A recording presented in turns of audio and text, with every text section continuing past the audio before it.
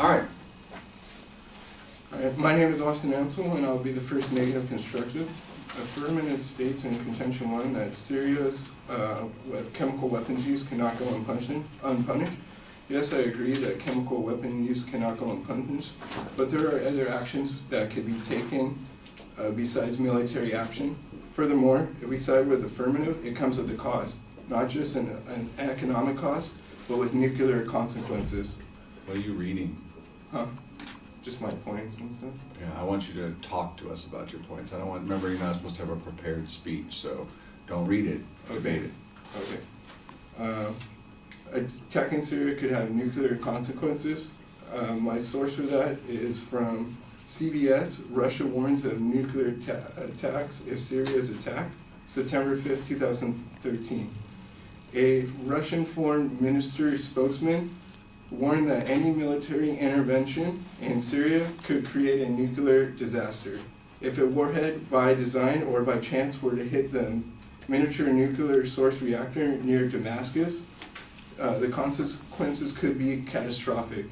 A Russian foreign ministry spokesman, Alexander Lubashuk, stated according to Russia Today. As the debate goes on, my colleague will go over the economic cost of a strike. In subpoint A, they say terrorist groups in Syria can feel empowered to plan international attacks, but our evidence actually states that Syria would be siding with terrorists, specifically like Al-Qaeda. According to Robert Fisk, a multiple award-winning journalist on the Middle East, if Barack Obama decides to attack the Syrian regime, he has ensured for the very first time in history that the United States will be on the same side as Al-Qaeda. Backing this evidence is Dwayne Wickham, a columnist for the USA Today, a former CBS News analyst. Syria could become the first Al-Qaeda-led nation. US Today, September 2nd, 2013. Some of the strongest factions aligned against the Assad regime have links to Al-Qaeda, which is waging on a worldwide terrorist campaign against us. If the forces try to topple Assad prevail, Syria will become the world's first Al-Qaeda-led nation, an outcome that almost certainly would draw large numbers of U.S. ground forces back into the Middle East battle zone. Avoiding that outcome is in the country's national interest. In subpoint B, they say not sending the message will increase chemical weapons use. Our evidence contradicts this in saying that it may enact revenge.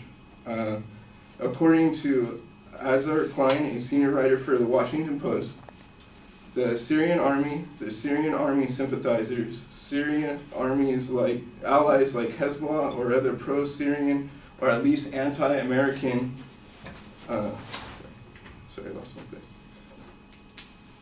Anti-American element could decide to attack revenge for our strikes in Syria by launching terrorist attacks against America somewhere else in the world.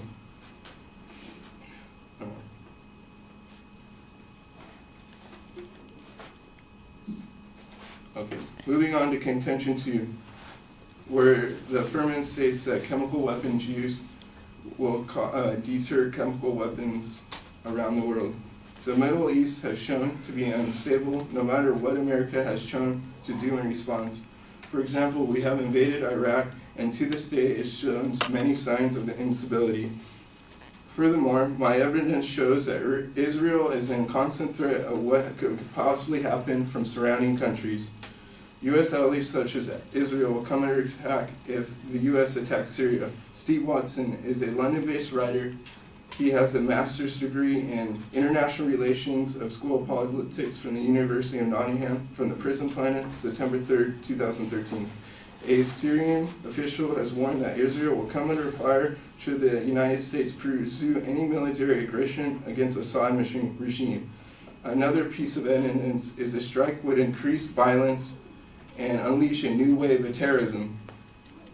From Vladimir Putin, President of Russia, from the New York Times, September 12, 2013. A strike would increase violence and unleash a new wave of terrorism. It can undermine the multilateral efforts to resolve the Iranian nuclear problem and the Israel-Palestine conflict, further destabilizing the Middle East and North Africa. It could throw the entire system of international law and order out of balance. For this reason, I believe we should not change the status quo. I am now open for cross-examination.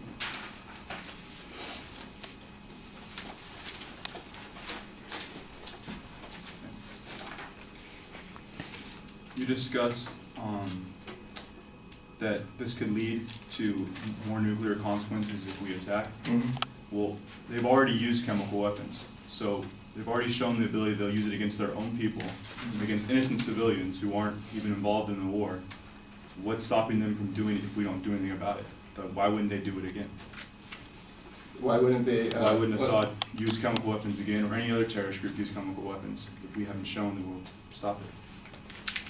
Well, they might not use chemical weapons. Well, I was just stating the fact that they might put their chemical weapons in civilian populations, so that making a strike more difficult and causing more death, and that Assad might choose to put his weapons near nuclear reactors, so if we attack them, it might explode into more bloodshed. Okay. You claim that we would be on the same side as Al-Qaeda. Mm-hmm. But if we stand for what Assad did, attacking his own people, which was, in my view, a terrorist attack on its own people, what's the difference between fighting Al-Qaeda or fighting Assad? Well, terrorism is terrorism regardless.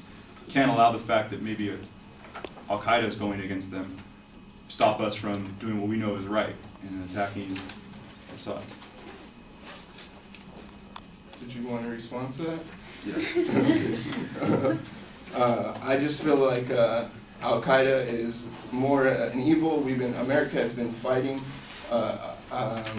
Al-Qaeda since September 11th, and for no reason, no matter what, we should be on the same side as Al-Qaeda and letting them have more power in the Middle East, because they cause more destabilization of the Middle East than any other regime in the Middle East. Time.